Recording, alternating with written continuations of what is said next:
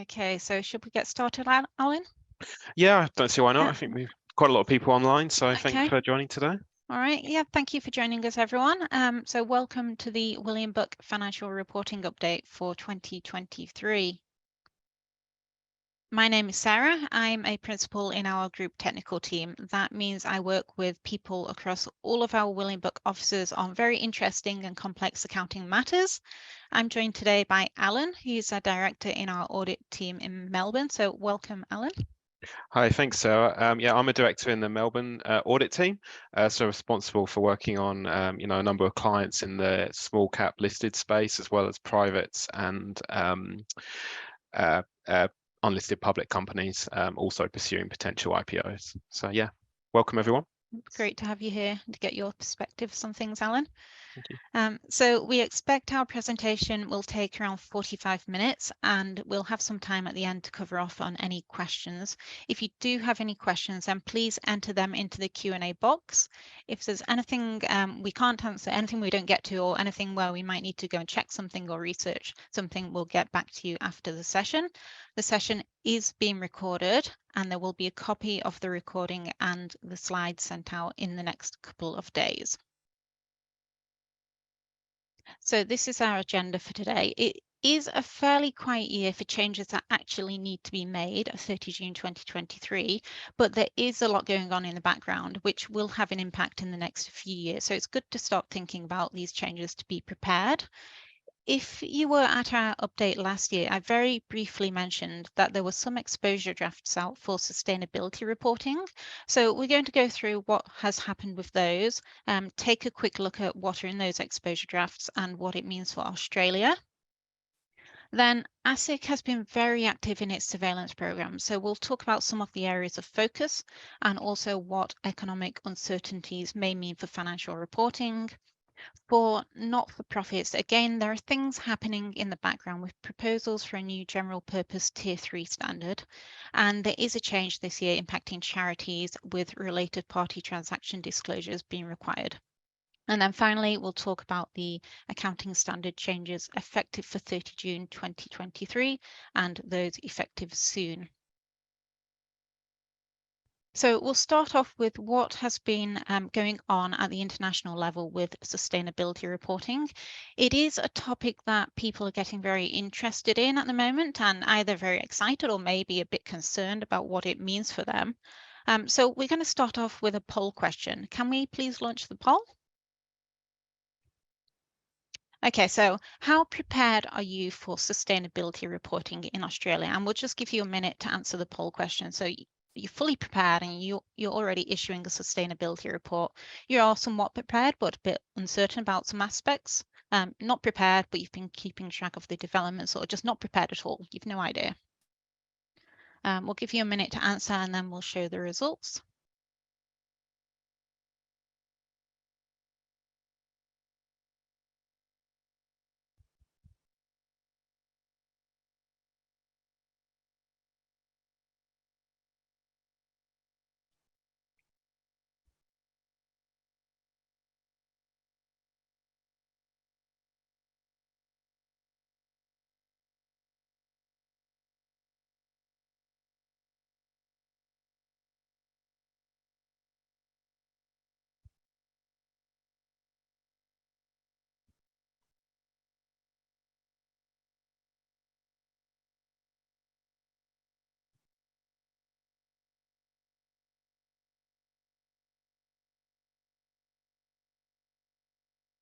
Okay, so we've got some results. So Alan and I were having a quick chat earlier about what we thought the results would show, and I think this is pretty much in line with expectations. So yeah, there's no one here who is already issuing a sustainability report. A few people who are somewhat prepared, and then we've sort of got an even split between not prepared. So but have been keeping track of developments or need significant assistance. So that's kind of in line with my expectations. It is a topic it's been moving very quickly, and I think it is very confusing at the moment. There's not real. There's all these frameworks which I'll talk about in a second. So that was kind of in line with my expectations. Do you have any thoughts, Alan? Yeah, no, I'd agree with that. So I think it's definitely something that's going to become forefront. And I think quite often with these changes in when these new kind of big standards come out, Australia is maybe slightly behind, Europe. So normally we kind of get an opportunity to see what goes on over there, and then we can kind of, apply that in Australia. So I think we're quite fortunate in that respect that we can kind of take the opportunity to see what happens. But definitely think this session will be really useful for everyone in understanding, the basics behind it and what's coming up in the future. Yep, that's great. Thanks, Alan. So, All right, so we'll move on. So what has been happening then? So to summarize it, sustainability factors are very quickly becoming a big part of investment decision making, and there is an increasing demand for global standards that would allow companies to provide high quality and comparable sustainability information around the world to be used alongside financial reporting.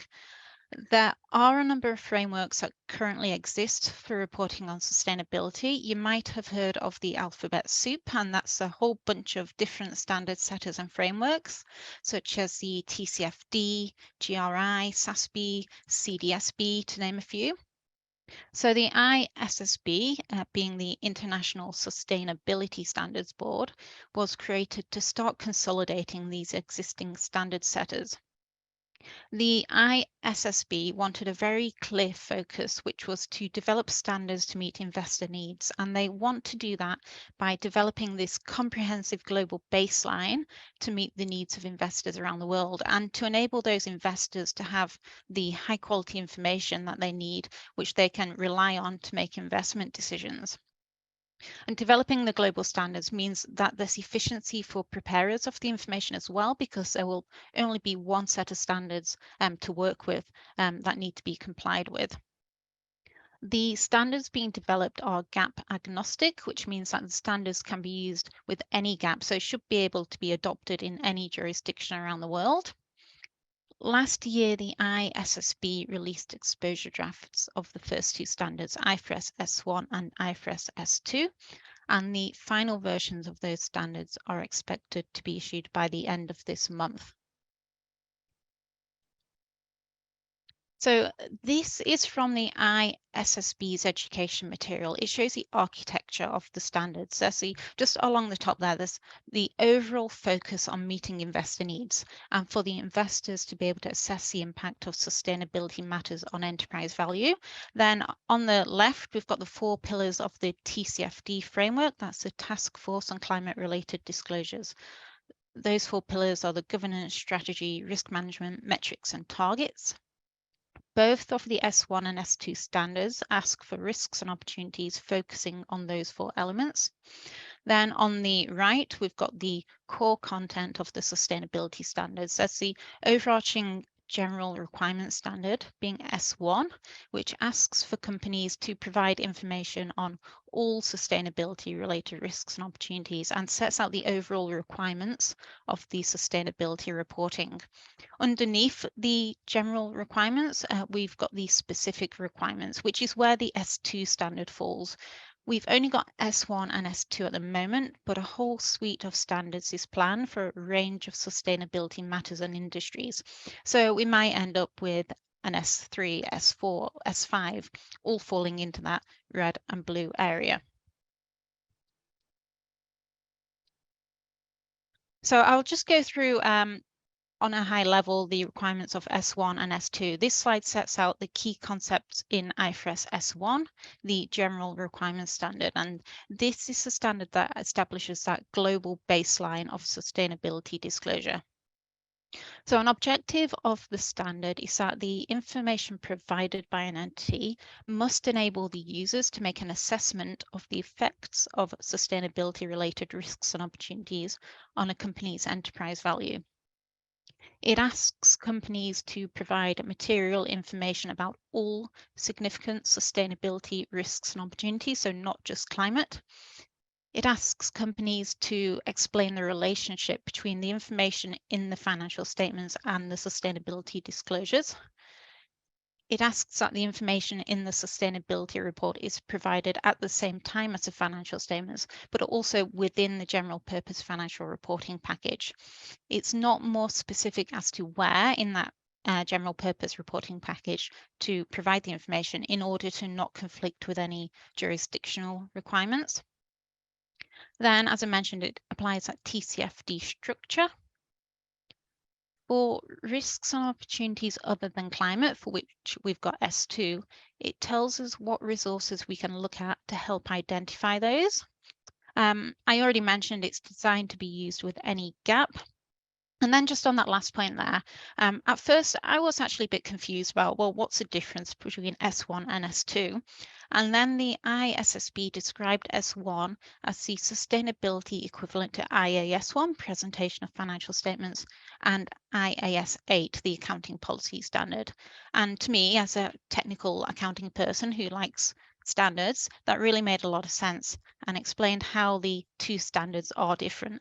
S1 contains requirements around fair presentation, materiality, comparatives, frequency of reporting, all similar things to what we would see in IAS1. So it really sets out the overall requirements of the sustainability report. This slide sets out the main requirements of IFRS S2 at a high level. S2 specifically deals with climate-related disclosures. Again, it's based on the 4 pillars of the TCFD recommendations. It asks for material information about significant climate-related risks and opportunities. So it's more specific in scope than S1. It asks companies to identify physical risks, such as, just for example, flood risks, putting a company's assets at risk, and risks related to transitioning to a lower carbon economy, such as risks to the company relating to possible regulatory change. Companies also need to identify climate-related opportunities. So as well as risks, what are the opportunities? So how can they take advantage of the transition to this lower carbon economy? For example, how can it, if it needs to use new technology as it adapts, then how can it take advantage of that?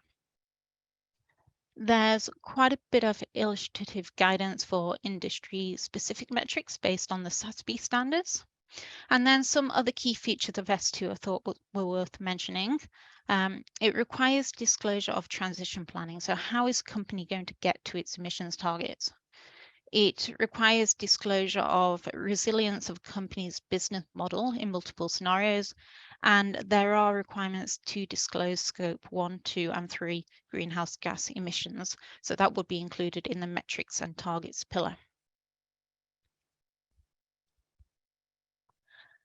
The ISSB met on the 4th of April and made some decisions to make it easier to transition into the new standards. So for entities who are adopting S1 and S2, it is effective for periods beginning 1st of January 2024. The ISSB decided to provide some transition relief in the first year, and they are allowing an entity to only report on climate-related risks and opportunities in the first year, and then other sustainability-related risks and opportunities from the second year. If an entity relies on the relief, then it needs to disclose that fact, but it also means that in year 2, disclosure of comparative information around the other non-climate sustainability information isn't required. So the intention of this relief is that it will allow companies to initially focus on meeting investor needs around climate change, and also allow them time to upskill and get systems and processes in place before the full reporting in the second year.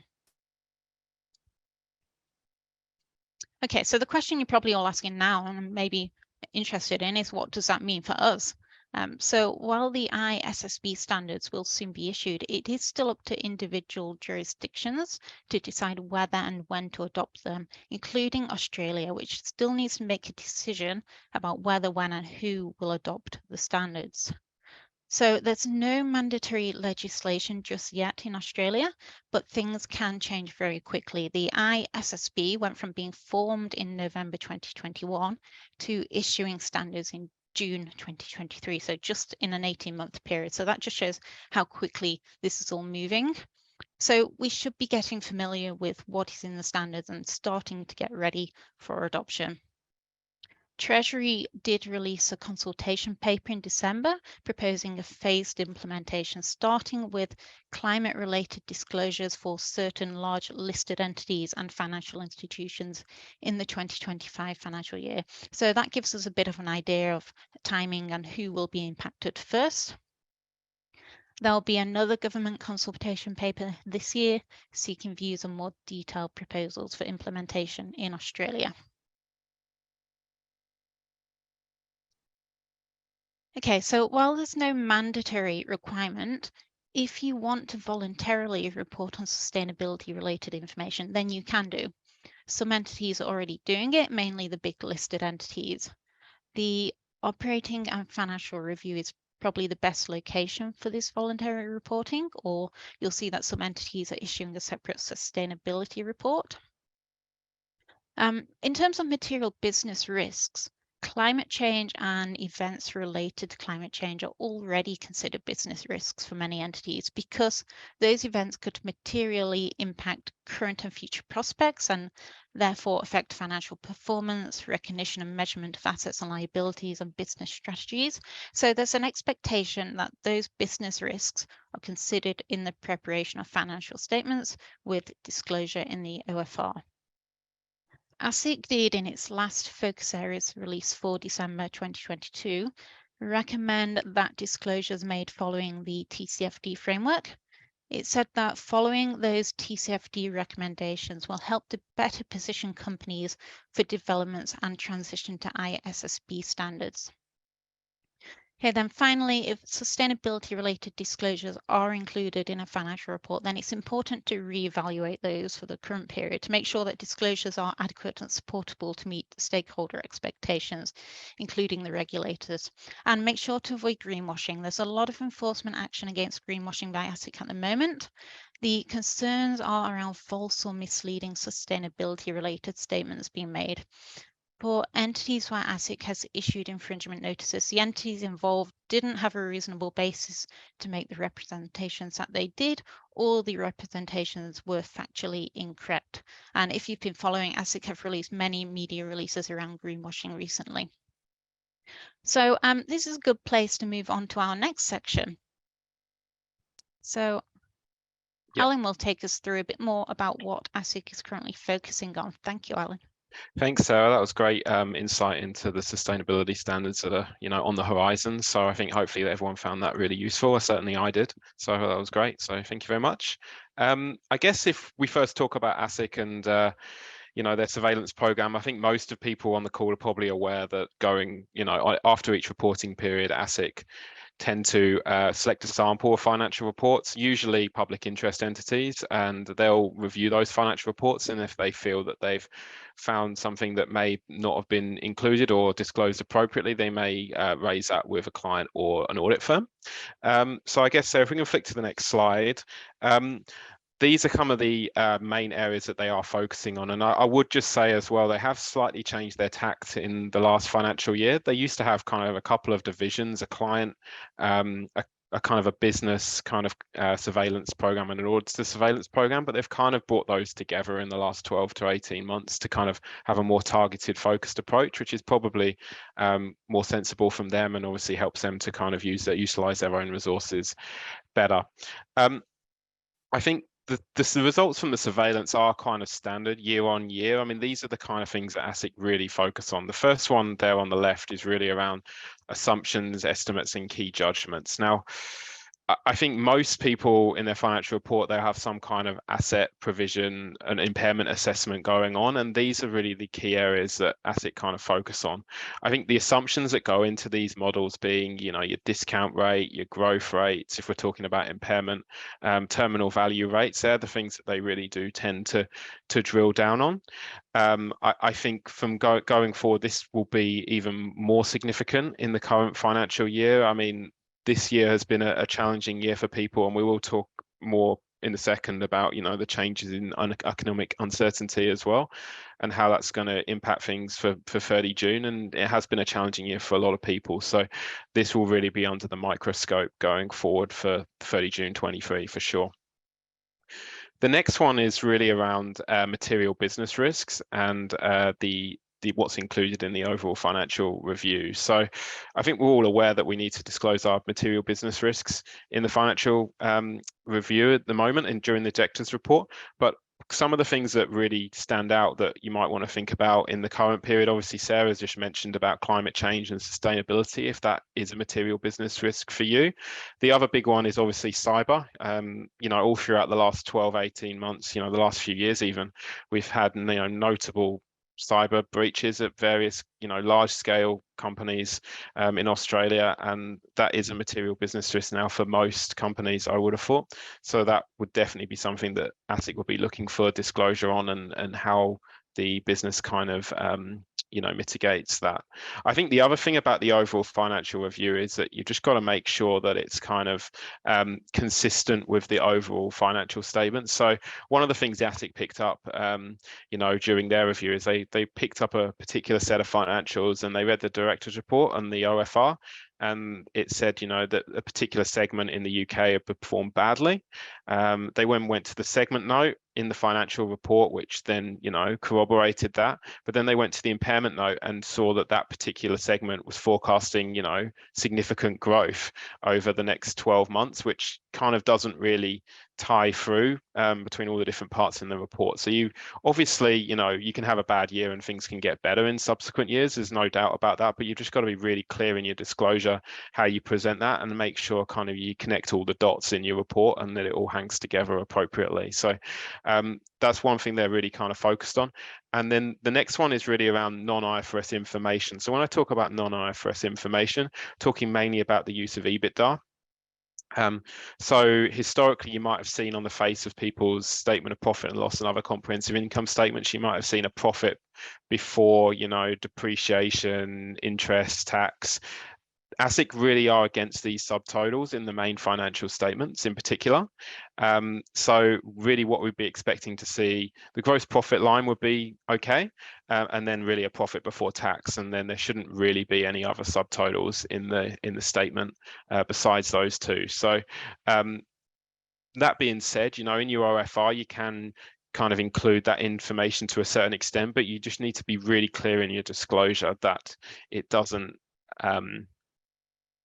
you make it clear that this is non-IFRS information. So a lot of companies, they'll put it like in a footnote, a specific statement about how this is non-IFRS information in the report, just for all the users of the financial statements kind of understand that. So, they're the kind of key areas that ASIC are focused on. As I said, it's pretty consistent year on year. I guess, Sarah, if we move to the next slide, and we'll talk a little bit about economic uncertainty. So I think obviously this is kind of going on from the area of focus and how we kind of make sure that we've ticked all the boxes when we're going through preparing our financial report, closing our year-end books and records, assuming you've got a junior end, and that's coming up next month. So impairment of assets is obviously a key one.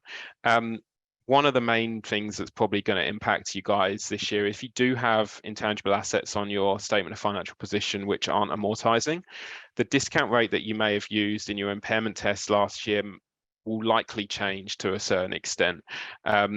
Given the movements in the RBA rate as a particular example, they've obviously gone in the last 12 months from 0.1, 0.2% up to almost 4. So that's obviously going to have a significant impact on the WACC. That being said, you've also got other risk premiums which may have kind of increased due to the just general economic uncertainty.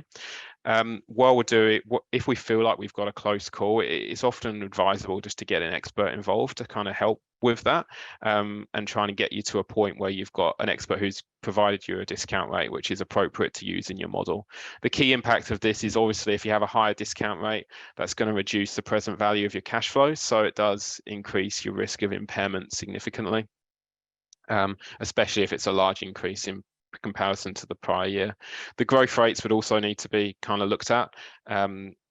Obviously, there's some industries that haven't really had an impact of a slowdown, but if your business is slowing down to a certain extent, then the growth rates are something that need to be looked at as well. That being said, I mean, with CPI at 7% at the moment, that's kind of supportable off the bat, assuming that you've got evidence that you can get price increases through to customers.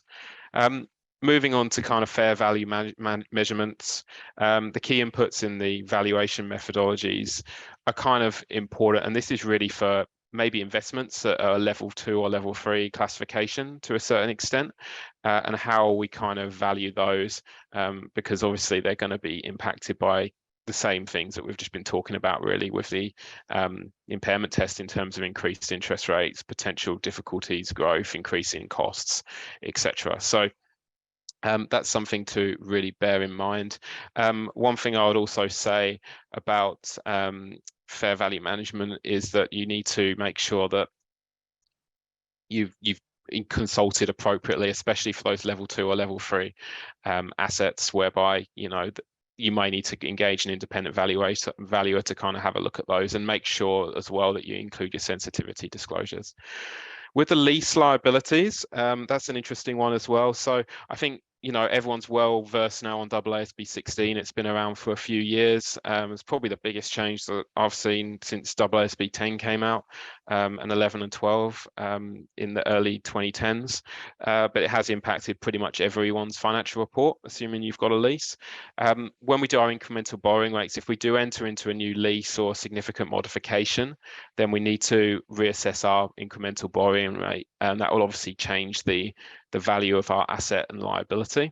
So essentially it would reduce your liability, and it would reduce the value of liability, and then in your P&L it'll be a slight difference between your depreciation and your interest. So your interest would obviously go up and your depreciation would probably go down, so it probably net out about the same amount, but you just need to be prudent in selecting a discount rate that's appropriate based on the current business environment and the specific kind of assumptions that you're using for your own organization. Next slide, please, sir. Thank you. In terms of provisions, again, this is probably a little bit rarer in that, there's not that many clients that I've seen, certainly where I operate, that have material provisions that would require discounting, where the discounting would be material. But if you do have kind of a long-term provision, and the impact of discounting that back to its present value would be material, then you need to obviously think about that, and the increase in interest rates is going to change the calculation somewhat. With the debt covenants, so this is an interesting one. Obviously, you're going to have increased borrowing costs, which could impact your banking covenants if you do have them. So that's something to really bear in mind going forward into 30 June, and also forecasting that out, moving on to the going concern assessment. Where the going concern assessment's really going to be interesting, I suppose, is not so much hopefully for revenue generating businesses, because the costs, your increased costs from additional salaries, other administrative costs, manufacture costs, etc., hopefully can be recouped through price increases with customers. But if you're a business which is startup in nature, maybe an exploration company or a tech startup, you might not have any revenue other than really your R&D return. So this could really impact your cash flow forecasts going forward for 12 months. And bearing in mind, whoever your auditor may be, is that they're required to sign off that on the going concern from a 12-month period from the date that the report is signed, not the year-end date. So assuming you're a 30 June year-end, if you signed off end of August, you need to make sure that you're comfortable from a cash reserves perspective through to August 24. So that's something to really bear in mind, and you might need to rework some of your models going forward into 30 June. So that was probably everything I had on that area, Sarah. So I'll hand back to you if that's all right. Thank you, Alan. It's great to get your thoughts on those areas. Okay, so there are a couple of not-for-profit matters to talk about. Just before I start talking through these Tier 3 proposals, I just want to clarify something. So I have been asked the question a few times recently around whether not-for-profits can still prepare special purpose financial statements. And the answer is yes, they are still able to apply the reporting entity concept in SAC 1 and prepare special purpose if they self-assess that they are not a reporting entity. So these Tier 3 changes I'm about to talk about are at this stage proposals, and any change is not likely to happen for a couple of years at least. So we'll talk a bit about what's in these proposals. The AASB released a discussion paper last September on a proposed new reporting tier for smaller not-for-profit entities. That discussion paper has closed for comment, and the AASB intends to address the feedback received and put together an exposure draft by the end of next year. There were two objectives of the discussion paper. Firstly, to develop a simpler and more cost-effective framework for smaller not-for-profits that meets the needs of the users of their financial statements. And secondly, to remove the ability of certain not-for-profits to prepare special purpose financial statements. In terms of which entities are likely to be affected, the paper doesn't tell us, and it's expected to be left to the relevant regulators and legislators to determine which tier is appropriate for which entities. But the board did say that they had in mind, when they were developing the proposals, not-for-profits with revenue between 500,000 and 3 million, which is the threshold for medium-sized ACNC charities. It'll be a single standalone standard, and the accounting requirements will be relevant to the common transactions of smaller not-for-profits. It will be easy to understand and in plain English as much as is possible for an accounting standard, I guess. The proposals simplify the recognition and measurement requirements compared to our Tier 1 and Tier 2 standards to try and reduce the costs of complying with accounting standards for these small entities who may not have a full-time qualified bookkeeper accountant.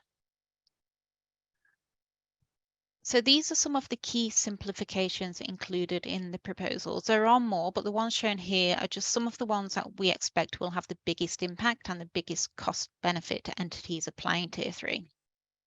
For income recognition, when there's an evidenced common understanding of how funds will be spent, then income is deferred until that expenditure is incurred and recognised over the time that the funds are spent. The evidence of the common understanding doesn't have to be a formal grant agreement. It could be a letter or an email, just some form of evidence. On consolidation, preparers will be able to choose whether to prepare consolidated financial statements for a group or to prepare parent-only financial statements. And if parent-only financial statements are prepared, then there will be additional disclosures around the parent's significant relationships with the group. The benefit to the parent-only option is that an entity could avoid having to determine if it controls another entity. Sometimes the assessment of control can get pretty complex, especially if it's not just a straightforward relationship between a parent and subsidiary. For financial assets, all financial assets held to generate income and capital gains will be classified as fair value through other comprehensive income, which means all changes in fair value go through OCI rather than the P&L. So that avoids any volatility in fair value of, say, investments in listed shares impacting the profit or loss. The proposals on lease accounting will be a big cost benefit. There will be no AASB 16 equivalent requirements, so all leases will remain off balance sheet and lease payments recognised over the lease term. And peppercorn leases are not recognised either. For voluntary changes in accounting policies and errors, there's no requirement to restate comparative information. Instead, the effect of changing accounting policies or correcting errors will be recognised as adjustments to the current period statement of financial position, so taking a modified retrospective approach. So that avoids the entity having to go back and open last year's books and adjust the numbers, and it will also help users of these of the financial statements of these smaller not-for-profits, because they'll look at the comparative figures and they will still agree to last year's financial report. Employee benefits are to be measured on an undiscounted basis. There's no need to predict the increase in pay rates and discount back, just use the current rate of pay, but reflecting the probability that payment will eventually be required. So the benefit there is not having to predict these future pay increases and obtain the discount rates. There are some topics that are proposed to be excluded from the Tier 3 standard. So these are topics that are generally not common for smaller not-for-profits. So to avoid cluttering up the standard, they've just not been included. The proposals do say that if an entity does have any of these, then to consult the applicable Tier 2 standard for guidance in the first instance, but otherwise to use judgment to develop its accounting policy. And just to explain what complex and non-complex financial assets and liabilities are, I know the term financial instruments is not really plain English, and I just said that the standard is supposed to be written in plain English, but it's not really possible to avoid using that term. Non-complex financial instruments are things like cash, receivables, payables, loans, investments in listed shares or investments in managed investment schemes. So all pretty normal, nice balances. Complex financial instruments are things like purchase debt instruments, acquired instruments like preference shares, financial guarantee contracts, interest rate swaps, all the nasty stuff that's not expected to be normally applicable to smaller not-for-profits.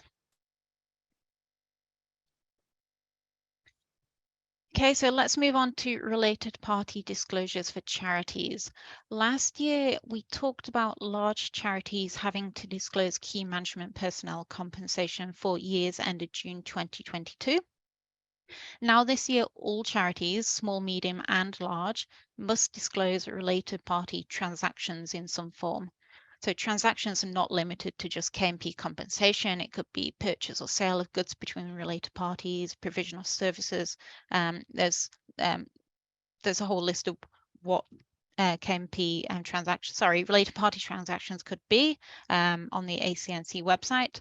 Small charities who don't prepare financial statements only need to report related party transactions in the annual information statement by type, and it looks as though the numbers aren't required. And there is a simplified definition of related parties for small charities. That's also on the ACNC website. The ACNC website does contain a lot of really, really useful information. For charities preparing financial reports, being the medium and large charities, disclosures are required in the financial statements as well as in the annual information statement. So for charities preparing general purpose financial statements, it's pretty simple and there's not really any change for these entities. Related party transactions are disclosed either under AASB 124 or 1060, depending on which tier of general purpose is prepared. Both 124 and 1060 require disclosure of related party transactions, which includes key management personnel compensation. So there's no change here for charities preparing general purpose other than including the transactions in its annual information statement.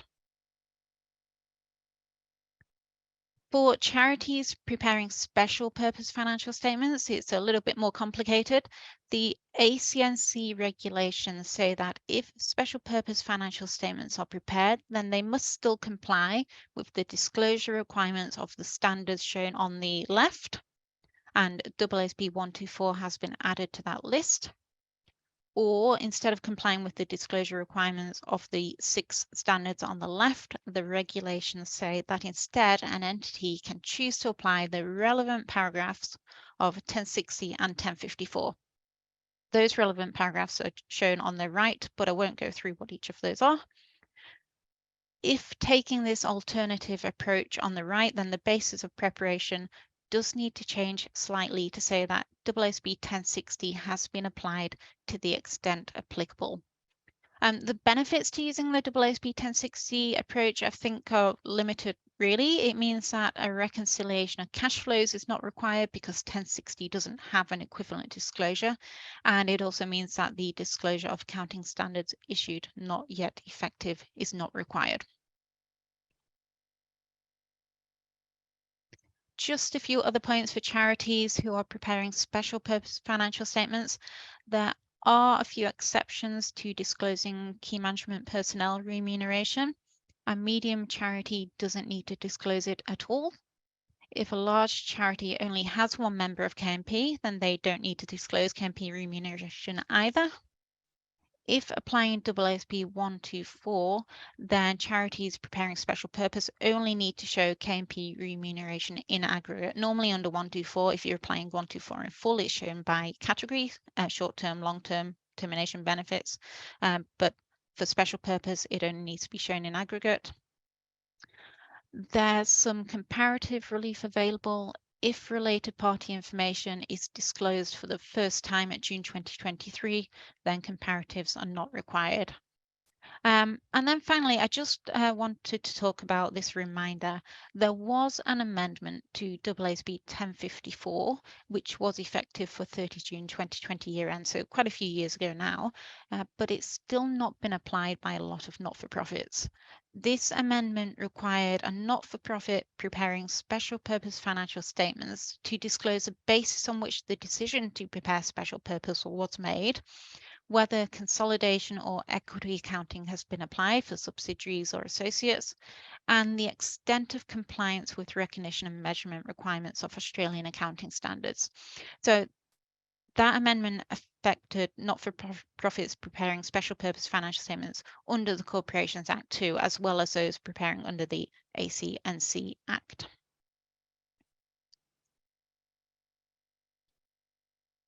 Okay, so we'll move on to our last section, which is accounting standard change, and Alan's going to take over again and talk us through. Thank you, Alan. Thank you, Sarah. That was great. So I guess if we just talk about accounting standard changes, it's not been a huge year, as I think Sarah mentioned at the start of the presentation today. So there are a few tiny little bits that are kind of effective now and also, coming up in the next reporting period. So I guess the first one to look at is AASB 116, which is the PPE standards. So there's been a slight change to this, and this is effective as at now for 30 June year ends and was effective for last year, December. Essentially, basically, if we're developing an asset and we may sell a small amount of output from that asset, which has kind of been generated while we're actually preparing the PPE for use. Historically, we deducted that from the cost of the asset, but we've now been told that it's more suitable to take that to revenue, which kind of makes sense. I don't think it's going to be hugely material for many companies, just given if we're preparing really samples and such like, it's not going to be a huge quantum in terms of dollar value, I wouldn't expect, but just to bear that in mind. Probably most likely in the mining industry, just due to the fact that, quite often if you extract a small amount of product, you might sell that for testing or for samples for particular processing plants, etc. So something to bear in mind. If it is material, then you do need to restate the comparatives. So if it's something that you think that might be an issue, it's probably best to reach out to your local advisor and maybe run them through that with them. And work out whether you need to make some alterations based on the change in this standard. The other one is really in the provisions standard, so provisions, contingent liabilities, and contingent assets. There is already a section in there in paragraph, I think 68, of a onerous contract. They've kind of added an extra paragraph in there, 68A, sorry, which basically says it kind of specifies exactly what the costs relate to. So be it the the materials and or the time spent by staff, etc., to fulfill this contract. So it's really, if you've got a contract which is loss making and it's going to be loss making, you need to think about recording a provision for that. And already you should be doing that, but it's just really a clarification of what exactly you should be including in that provision. So it's quite well written, the paragraph. So if you do feel like you do have a couple of loss making contracts going into 30 June, something to bear in mind. And also, you can make those appropriate changes.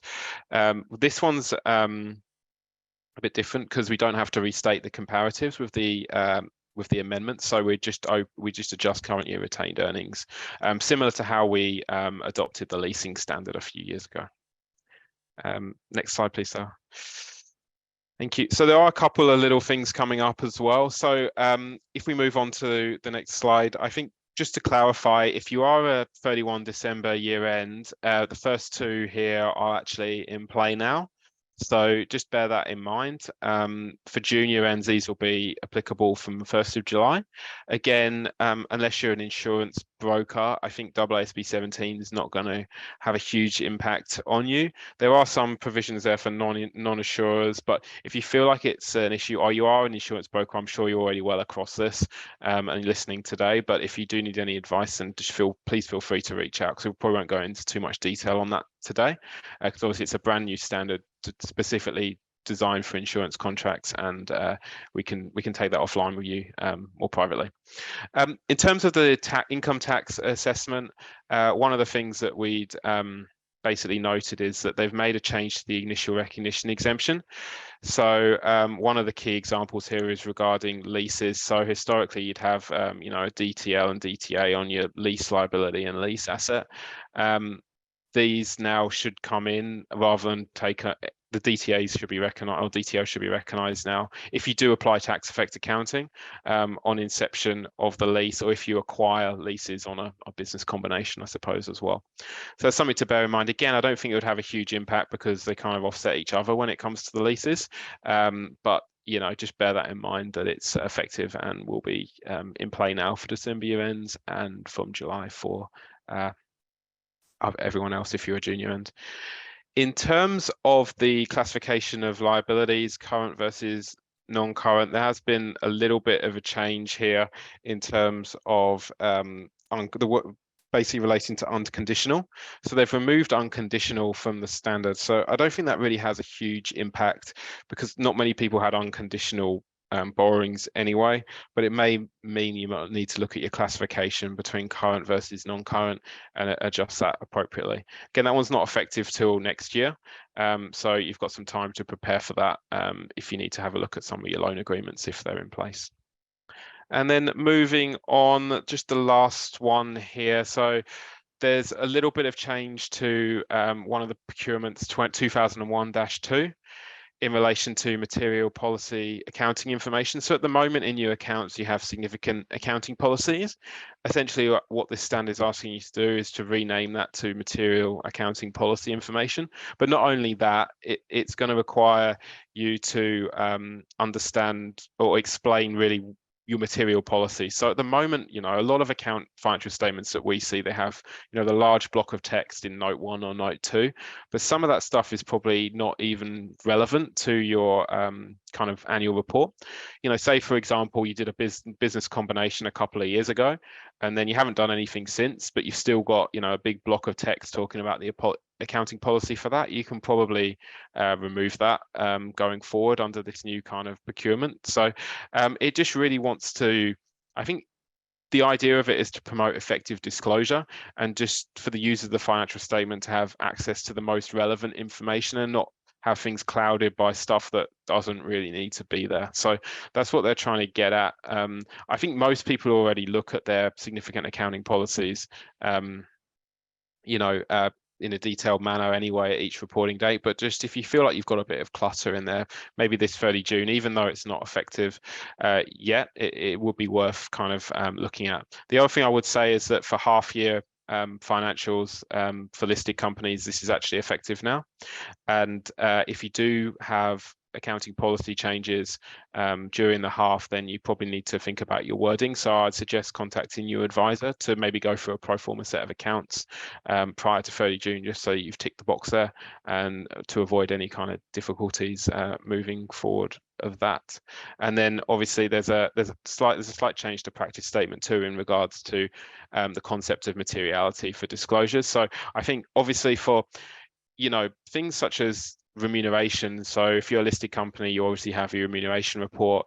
If you're a private company with the simplified disclosures, you now include your related party transactions and your key management personnel disclosures. So they're kind of material regardless of dollar value. But for things outside that, such as, you know, your balance sheet items, you know, your debtors, your inventory, your fixed assets, your payables, your intangibles, if they're not, you need to just look at a materiality there in the context of your business and think about what is really material to your financials to just give your users the best possible report that you can. That was probably everything I had on that, Sarah. So yeah, I do really appreciate everyone's attendance today. I think we've got a couple of questions in the box. Yep, thank you. If you do have any questions, we've got some time, so please put them in the Q&A box. So the first question we've got is around the discount rate for leases. And it says, in terms of deciding a discount rate for leases, if the business has 0 borrowings or borrowing history, what would you recommend as a best source or methodology to decide the appropriate discounting rate? So Alan, maybe you can maybe you've got some ideas. Yeah, I mean, that's an things you've seen, but I think in general, what you're supposed to do is, you know, go out and actually find out, well, what what rate could we get if Yeah, we were to borrow this amount? yeah, I was going to say exactly the same thing. So obviously, I'm assuming you've got a banking relationship with somebody, and you should be able to reach out to them to say, you know, if we were to apply for a loan, what sort of interest rate would we be looking at? And they should at least be able to give you a range, I would have thought. It will vary, so it depends on your specific business. So you may have leases, but you may also have, you know, significant plant and equipment, or even some land and buildings that you own. So that would, if you had kind of more assets that you could obviously provide security to the bank, they're probably more likely to give you a lower rate than if you're kind of a tech startup or a mining exploration company with no real kind of tangible assets on your balance sheet. That would obviously lead to probably a higher rate. Yep. Thanks, Alan. That's right.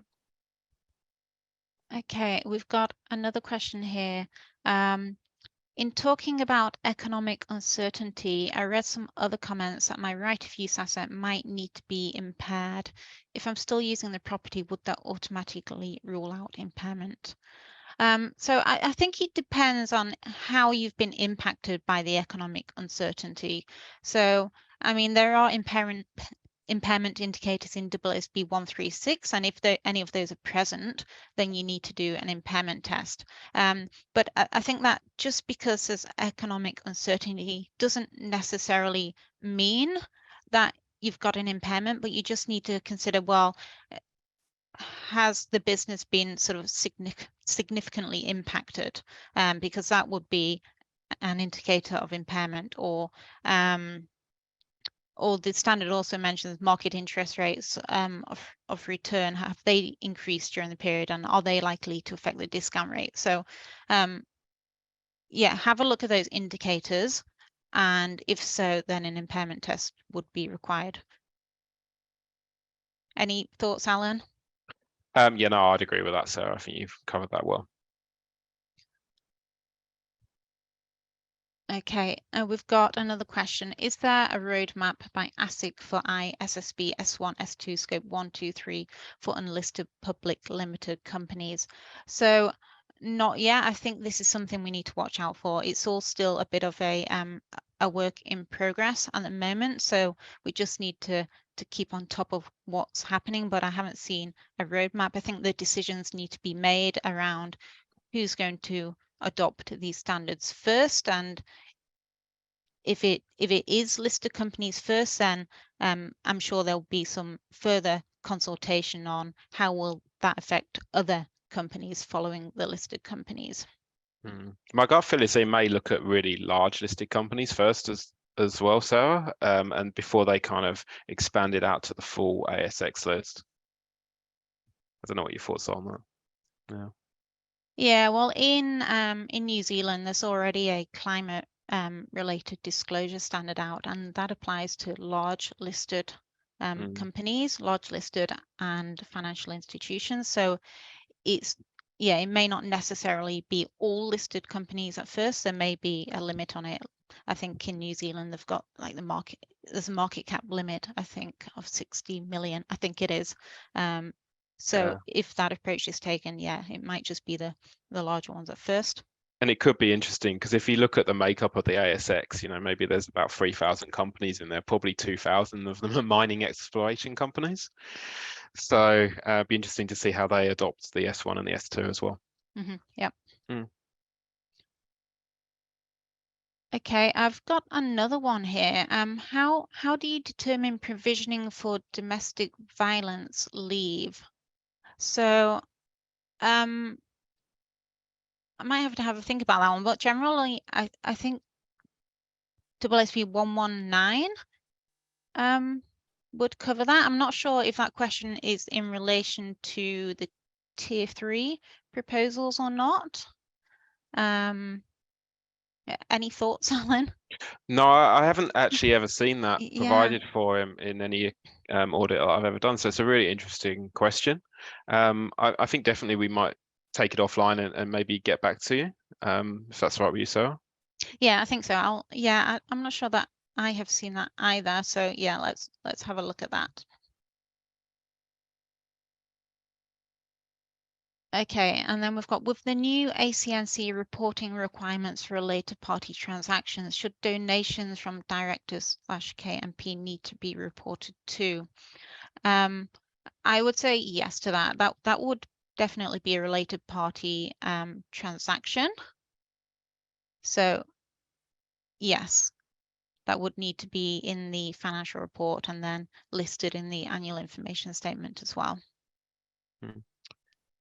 I can probably take the next one, Sarah, if you like. Yep, yeah, that's fine. So the question is, we're hearing a lot about risks needing to be disclosed in the financials this year. Any Johnny comments around this? So I think we did kind of briefly cover kind of the key risks around sustainability and cyber. I think from a corporate perspective, if you're ASX listed, you probably at a board level got a risk register.